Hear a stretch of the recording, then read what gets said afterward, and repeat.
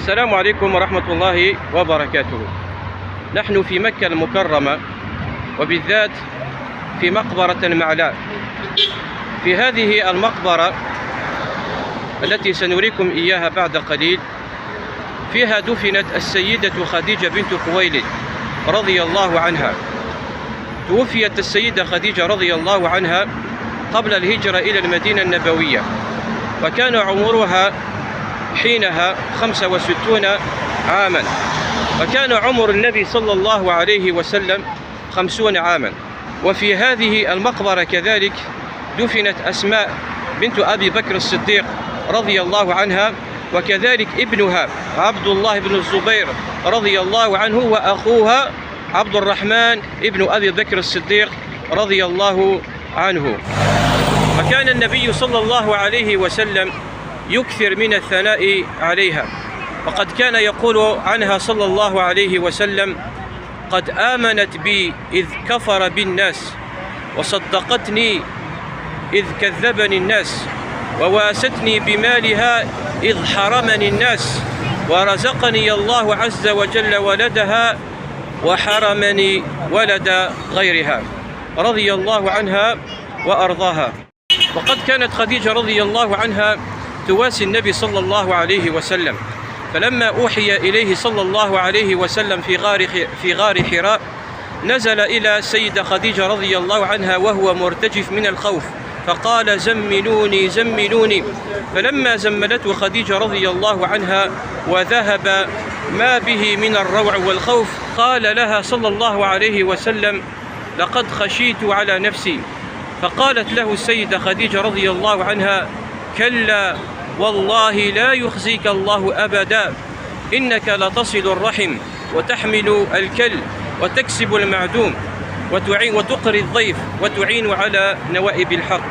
قد بشرها صلى الله عليه وسلم ببيت في الجنة، كما ثبت ذلك في صحيح البخاري عن أبي هريرة رضي الله عنه أنه قال: أتى جبريل النبي صلى الله عليه وسلم فقال: يا رسول الله، هذه خديجة قد أتت معها إناء فيه إدام أو طعام أو شراب، فإذا أتتك فاقرأ عليها السلام من ربها ومني، وبشرها ببيت في الجنة من قصب لا صخب فيها ولا نصب.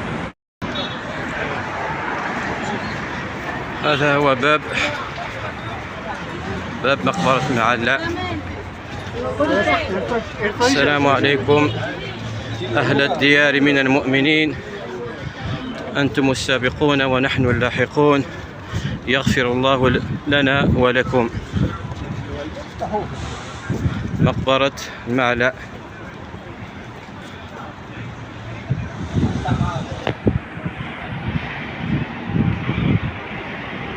هذه هي المقبرة التي دفنت فيها السيدة خديجة رضي الله عنها، وكل هذه قبور لأهل مكة. هذه المقبرة تعتبر مقبرة أهل مكة، وهنا في مكة توجد 4 مقابر، ومن بينها هذه المقبرة،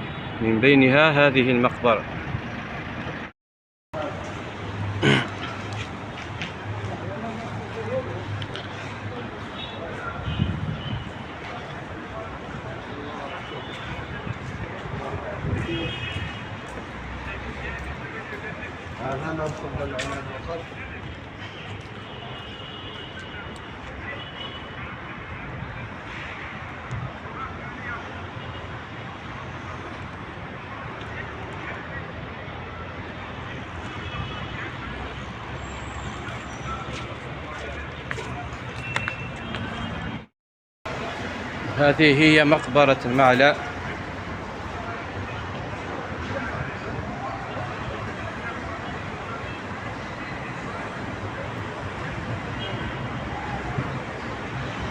رحمهم الله وغفر لهم، وجعل قبرهم روضة من رياض الجنة.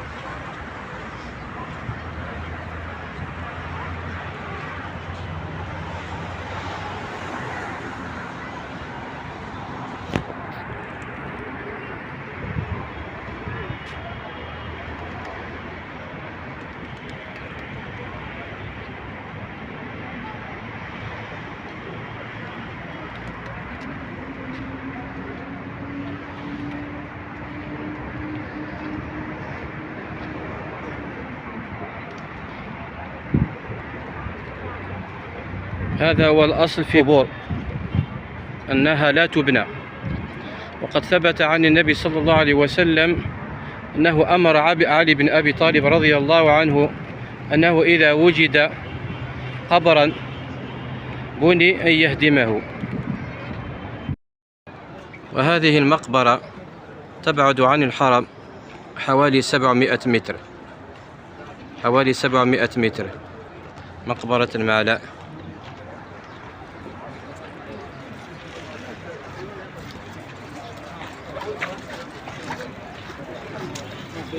ربما قد يقال أين هو قبرها بالذات؟